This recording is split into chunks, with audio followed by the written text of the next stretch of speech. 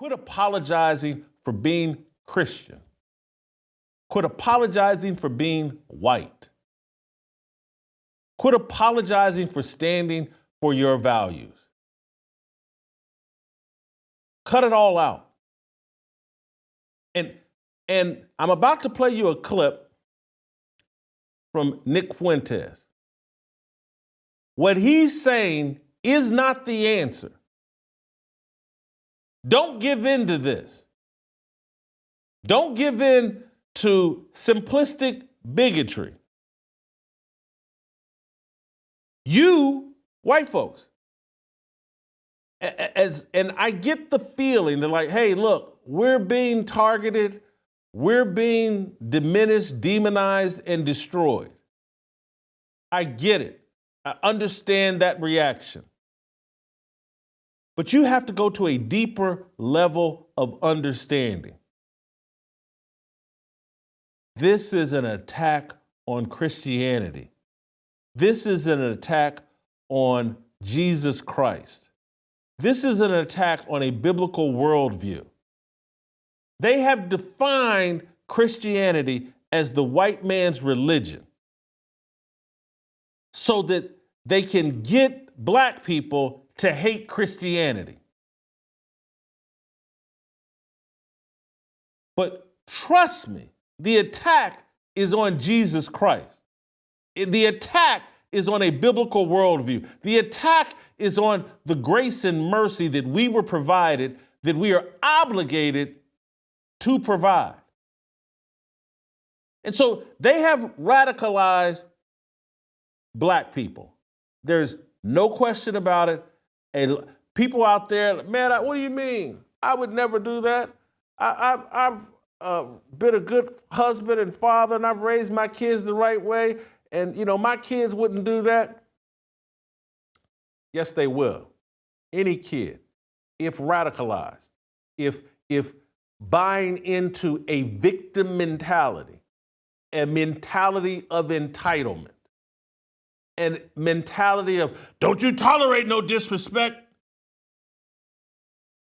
is capable of being triggered and turning violent. And so all of us that have affirmed, celebrated, embraced, promoted the whole hip-hop black culture thing, we're all guilty. And that's whether you're black or white. And that's why I'm saying, call it out. Stand your ground. The damn Super Bowl, 90% of the audience in the Super Bowl stadium is white folks. Probably 70% of the people watching on TV, white folks, and they're running out Kendrick Lamar to do the halftime show. That ain't about you. That's about the NFL and Roger Goodell promoting a demonic, nihilistic worldview. Object to it. And if someone wants to call you racist and you don't understand, tell them to kiss your grits. What you should not do is what Nick Fuentes did last night. And I'm going to criticize him, but I'm going to also explain him. I'm going to explain where he's coming from, because he's not alone in feeling this way.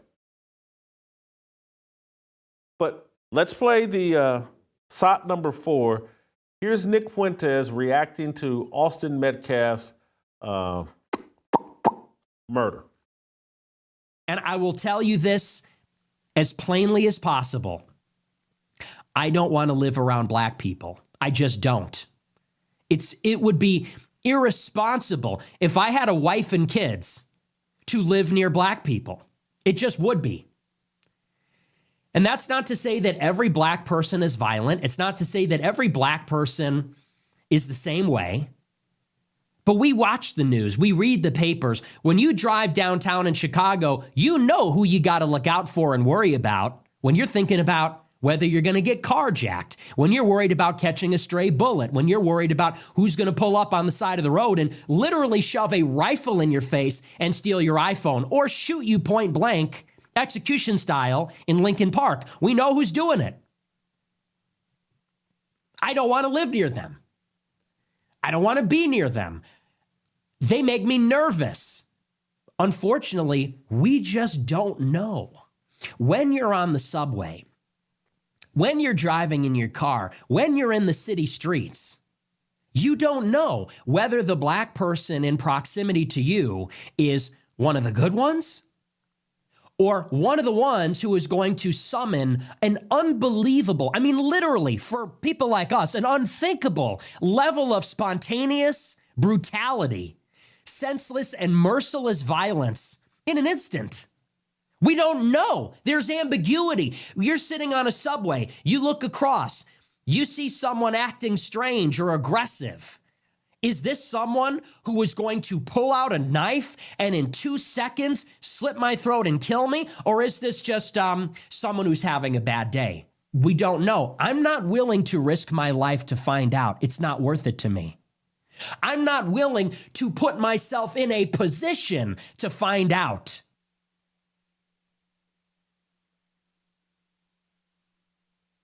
What he just said is difficult to hear.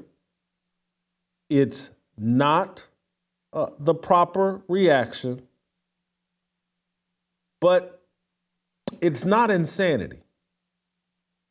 And the reason I say that, and look, this is the first time I believe I've ever talked about Nick Fuentes in any detail on this show, because I really hadn't paid much attention to him, and then I've been forced to pay some attention to him and the gropers movement or whatever, and a lot of that has to do with the Christ is King debate. I've had to look into it, but I get his response, and I'm going to tell you why. Because I believe it was in 1993. Jesse Jackson, the leader of the Rainbow Coalition, the wannabe heir to Martin Luther King, said more concisely the exact same thing Nick Fuentes just said there. And Jesse Jackson, I believe, terrible leader, a heretic, a fraud, but he said the exact same thing. This is a very famous quote from Jesse Jackson. I want to read the whole thing in its entirety. He said, "We must face the number one critical issue of our day. It is youth crime in general and black-on-black crime in particular. There is nothing more painful to me at this stage in my life than to walk down the street and hear footsteps and start thinking about robbery. Then look around and see somebody white and feel relieved. After all we have been through, just to think we can't walk down our own streets. How humiliating." It's hard to track down. I remember this. I lived through Jesse Jackson saying this. I thought it happened in the 1980s. The best sourcing I could find said he said this in 1993, but I thought it was in the 1980s. And what he said there, and he got in a lot of trouble, and the liberal media jumped down his throat and made him backpedal and made, "Oh, this is terrible. How dare you say this? Don't you know white people are to blame for everything?" But Jesse Jackson said basically the same thing Nick Fuentes said last night. And both of them, heretics. And I'm not saying that there's no one that I know, regardless of color, who hasn't had those thoughts flash through their head. You can't pay attention to the news cycle. You can't be from the communities where black-on-black crime is rampant, where anytime you go into a black nightclub, you got to go through a metal detector before they let you in. You can't socialize in those environments. have family in those environments, have loved ones who have died or been injured in violence. You can't live in a world where every black person thinks, or the majority of black people think, as soon as I make it, I'm moving away into a white suburb. You can't live in this world without having the thoughts that Jesse Jackson expressed years ago and that Nick Fuentes just expressed last night. And what ties Jesse Jackson, Nick Fuentes, and we can go all the way back even further in history. What ties it all together is we've never tried the proper solution.